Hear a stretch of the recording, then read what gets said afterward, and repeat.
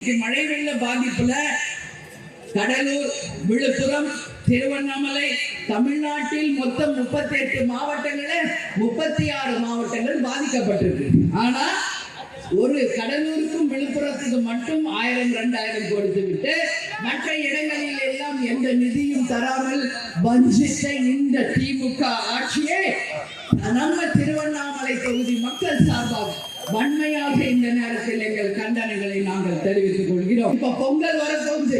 அந்த பொங்கலுக்கு பார்த்தோம்னா என்ன தரணும்? யூஸ்வலா பொங்கல் பரிசு பொருட்களோடு நிதி உதவியும் தருவது ஆண்டாண்டு காலமாக தமிழ்நாட்டில் இருக்கின்ற ஒரு பழக்கம்.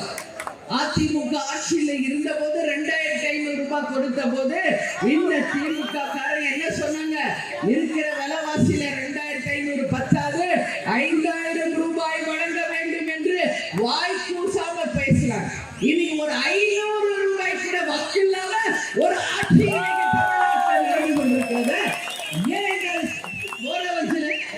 ஒரு 2000-3000 ஏன் கொடுக்க கூடாதா? நீங்க சொன்ன மாதிரி 5000 கொடுக்கணும். நிதி இல்லைன்னு சொல்றீங்களே, என்ன நிதி இல்ல? உங்க குடும்பத்தில் இருக்கிற எல்லாரும் பேருக்குமே நிதி இருக்கு. கருணாநிதி, தயாநிதி, உதயாநிதி, தமிழ் நிதி என்று உங்க குடும்பத்தில் இருக்க அத்தனை பேருக்கிட்டயுமே நிதி இருக்கு. இன்னைக்கு மக்கள் கிட்ட சம்பாதிச்ச வரிப்பணத்துல நீங்க சேமிச்சு வச்ச நிதி எவ்வளவோ இருக்கு. மழை சரிந்த இது வரைக்கும் வரலாறு நம்ம எப்பயாவது பார்த்திருக்கோமா? சிந்திச்சு பாருங்க. எத்தனை லட்சம் ஆண்டுல அந்த மலை கம்பீரமாக சிவனின் உருவமாக நிற்கின்ற மலை. எந்த நிலச்சரிவும் அங்க வந்ததாக வரலாறே இல்லை. ஏன் இப்ப வருது? கலி முத்திருச்சு.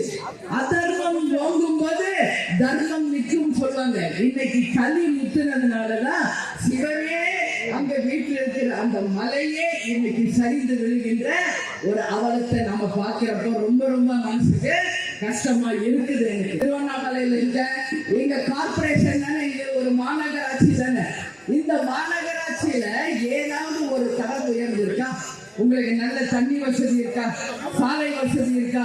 குப்பை கூடங்கள் இல்லாத சுத்தமான சுகாதாரமான திருவண்ணாமலை இருக்கா? தினந்தோறும் ஏதாவது ஒரு பகுதியில ஆர்ப்பாட்டங்களும் போராட்டங்களும் நடந்துகிட்டு தான் இருக்கு. எந்த அளவு இன்னைக்கு திருவண்ணாமலை கார்பரேஷன் இருக்கிறது என்பதற்கு மிக தலை குனிந்து நம்ம கண்டனத்தை பதிய வைக்க வேண்டியிருக்கு. யாராவது ஆர்ப்பாட்டம் போராட்டம் பண்ணா உடனே கைது. யாரும் எதுவும் பேசக்கூடாது. மகளிர் அணி கைது. அண்ணா யூனிவர்சிட்டியில நடந்த பாலியல் வன்கொடுமை யாராவது பேசினா உடனே கைது. என்ன மினி எமர்ஜென்சியா இங்க நடக்குது? அடக்குமுறை சட்டம் இங்க நடக்குது. வாக்களித்த மக்களுக்கு கேள்வி கேட்கின்ற உரிமை நிச்சயமாக இருக்கிறது. இதே நீங்க எதிர்கட்சியா இருந்தப்ப இது மாதிரி நடந்ததுல என்ன கூத்தடிச்சிருப்பீங்க, என்ன ஆர்ப்பாட்டம் பண்ணிருப்பீங்க. இன்னைக்கு எதிர்கட்சிகள் நாங்க கேள்வி கேட்கிறப்போ அரசியலாக்குறீங்கன்னு சொல்றாங்க. நீங்க என்ன அரசியலாக்காம வேற என்ன நீங்க மட்டும் செய்தீர்கள் என்ற கேள்விக்கு பதில் சொல்லணும். திமுக கூட்டணியில் இருக்க தைரியமா போய் கேளுங்க. ஆளுங்கட்சியில கூட்டணி இருக்கிறதுக்காக தலைவர் சொல்ற மாதிரி ஜால்ரா அடிச்சுட்டு இருக்காங்க. அது எப்படி கேரளா ஜால்ரா அடிக்கிறீங்க? உங்களுக்கு வெக்கமா இல்லையா? கூட்டணி கட்சியில இருக்கிறவங்களுக்கு இதே மத்த எதிர்கட்சியா இருந்தா என்ன பேச்சு பேசுறீங்க? ஏன் எல்லாம் வாய்மூடி பொட்டி பாம்பா அங்க அடங்கி கிடக்குறீங்க? தமிழ்நாட்டில் இருக்கிறது என்ன?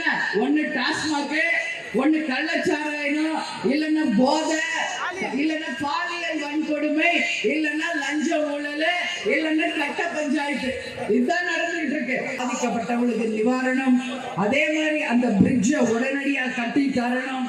அது மட்டும் கிடையாது, நிலச்சரிவிலிருந்து பாதிக்கப்பட்ட மக்களுக்கு உதவி செய்யணும்.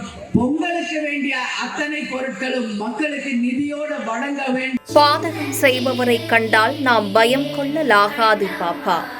மோதி மிதித்து விடு பாப்பா, அவர் முகத்தில் உமிழ்ந்து விடு பாப்பா. அண்மை செய்திகளை உடனுக்குடன் தெரிந்து கொள்ள இணைந்திருங்கள் எம் நாடு தொலைக்காட்சியுடன்.